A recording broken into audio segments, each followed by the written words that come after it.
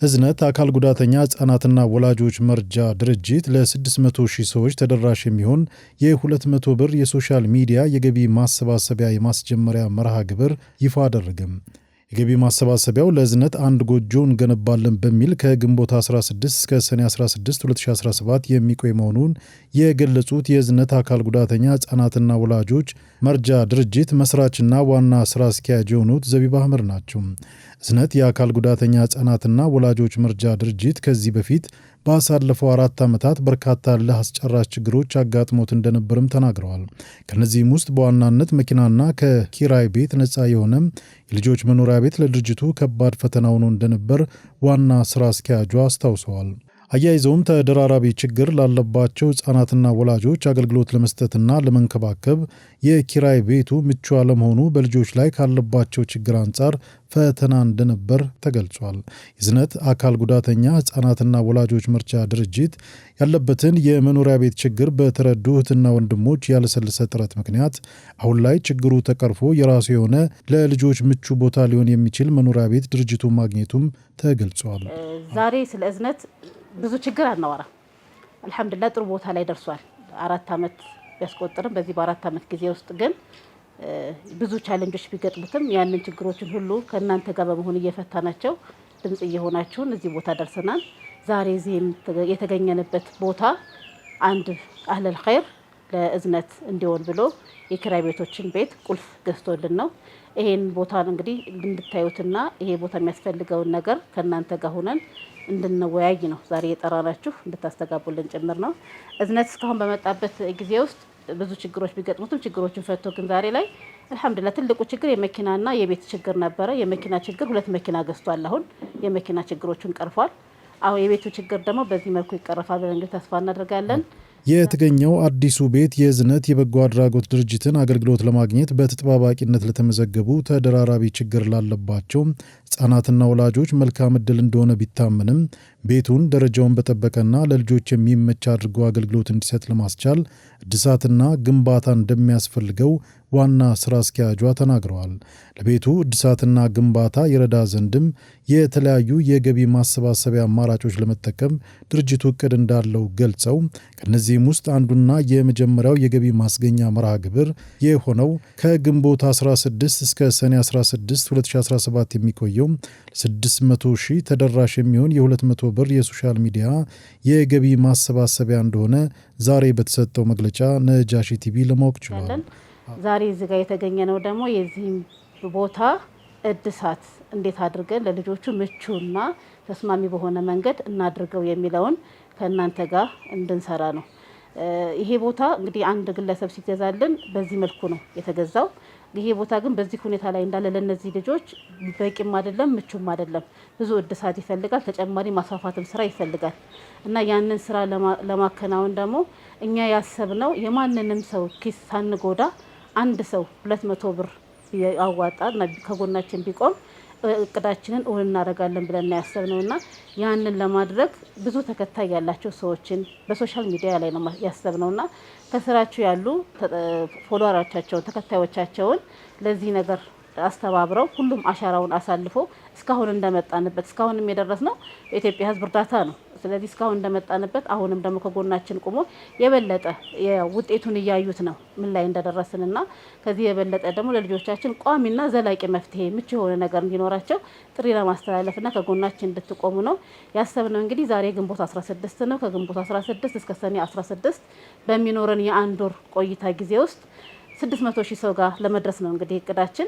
ይሄ 600 ሺህ ሰው እንዴት ነው የምናገኘው የሚለው ደግሞ እዚህ ጋር ያሉ ሚዲያዎች እንግዲህ በየስሮቻቸው ስንት ሰው አለ የሚለውን እያንዳንዱ ቲክቶከሮች፣ እያንዳንዱ ዩቲዩበሮች፣ ፌስቡክ ላይ የሚጠቀሙ ሰዎች በስራቸው ያሉ ሰዎችን አስተባብረው በደንብ እዝነትን የመጣበትን ችግርና ያለበትን ስለሚያውቁት በደንብ አጭሆውልን ሰው ሳይከብደው 200 ብር ማለት በአሁኑ ሰዓት እንግዲህ የአንድ ቀን ምሳ ቢሆን ነውና የአንድ ቀን ምሳውን ለእዝነት ቢያጋራንና እዝነት ላይ ግን ሲጠራቀም ትልቅ አሻራ ይጥላል። ሁሉም ሰው አሻራውን እንዲያሳርፍ ጥሪ የምናስተላልፍበት መንገድ ነው። የተጠራችሁበት ዋና ዓላማው ዛሬ ይሄ ነው ማለት ነው። በቀጣይ የተለያዩ የገቢ መርሃ ግብሮች እንዳስፈላጊነቱ ሊኖሩ እንደሚችሉም ተነግሯል።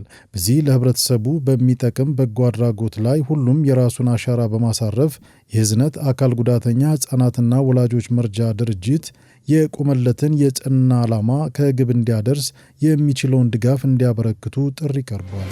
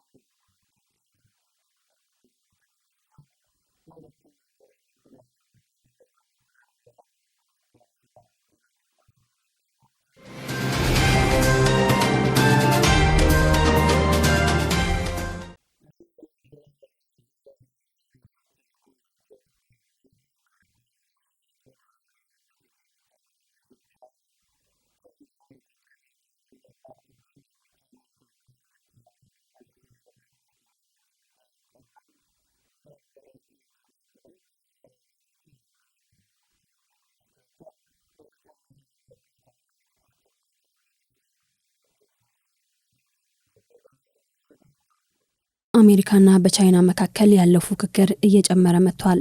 ለረጅም ዓመታት ልዕለ ኃያል ነኝ ስትል የቆየችው አሜሪካ በአሁኑ ሰዓት ወደ ኃያልነት እየመጣች ያለችው ቻይና ቀንደኛ ተቀናቃኟ ሆና ትገኛለች።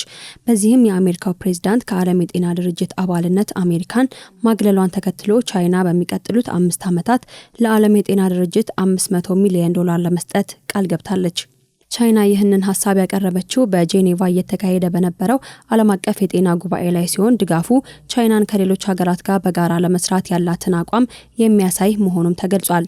የዓለም የጤና ድርጅት አቅዶ የነበረው የ2026 በጀት በ21 በመቶ በመቀነስ ወደ $4.2 ቢሊዮን ዝቅ ያደረገ ሲሆን ይህም በዋናነት በትራምፕ አስተዳደር በተወሰነው እርምጃ ምክንያት የገንዘብ እጥረት በማጋጠሙ እንደሆነም ተነግሯል። የቻይና ውሳኔ በዓለም አቀፍ ደረጃ ተሰሚነቷን ለመጨመር እያደረገች ካሉት ተግባራቶች እንደ አንዱ ሊወሰድ እንደሚችልም የዋሽንግተን ፖስት ዘገባ አመላክቷል። የአሜሪካ ከዓለም አቀፍ ድርጅት መገለሏን ተከትሎ ቻይና እያደረገች ያለችውን እንቅስቃሴ በዓለም የጤና ሴክተር የአየር ንብረት ለውጥና በሌሎች ተያያዥ ጉዳዮች ላይ ያላትን ተጽዕኖ እንደሚያሳድግላትም ተነግሯል።